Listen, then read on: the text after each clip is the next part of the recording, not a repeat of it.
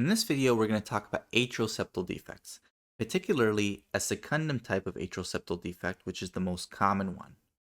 To review, in a typical anatomy, blood returns from your organs without oxygen, so it's blue. It goes to the right side of the heart, which then pumps it to the lung arteries.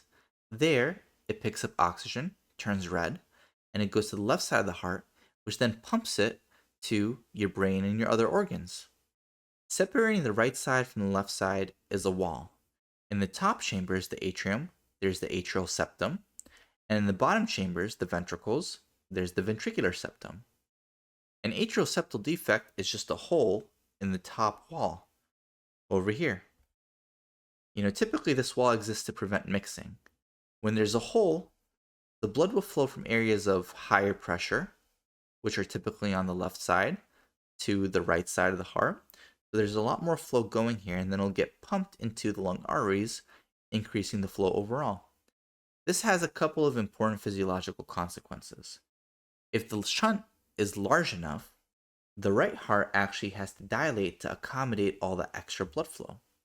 Additionally, there's extra blood flow going through the lungs, and so sometimes the pressure inside the lung arteries can also get raised. That's a condition called pulmonary hypertension. If you leave this uncorrected over a very long period of time, the right heart can start to fail, its squeeze gets weaker. Additionally, this extra pressure can back up and it could lead to issues in other places, things like right heart failure symptoms, as well as arrhythmias, palpitations, etc. So, what do we do about it? Well, sometimes we will close it. If it's a small shunt and you're not having any symptoms, the heart's not showing any signs of strain, you don't have to do anything. However, if it's a large shunt and you're seeing signs of right heart dilation, in general, we want to close it before there's any permanent damage to the function of the heart. Now, when do we not close it? One of the main considerations is if the pulmonary pressures are too high. If the pressure is so high, there's also going to be pressure backed up over here, and then the pressure can be so high that you actually reverse the direction of the shunt. So instead of going from left to right, it goes from right to left. And this actually serves as a pop-off.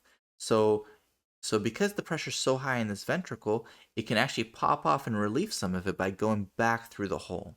In these scenarios, you actually don't want to close it because the ventricle will be overwhelmed with pressure and it can lead to right heart failure. So let's just say that we decide it does need to be closed and the pulmonary pressures are not prohibitively high. How do we do it? In the old days, you just used to do it surgically. But now we have transcatheter options that are minimally invasive, which are typically the first line approach.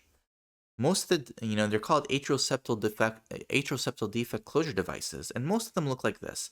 They have two discs that are connected together.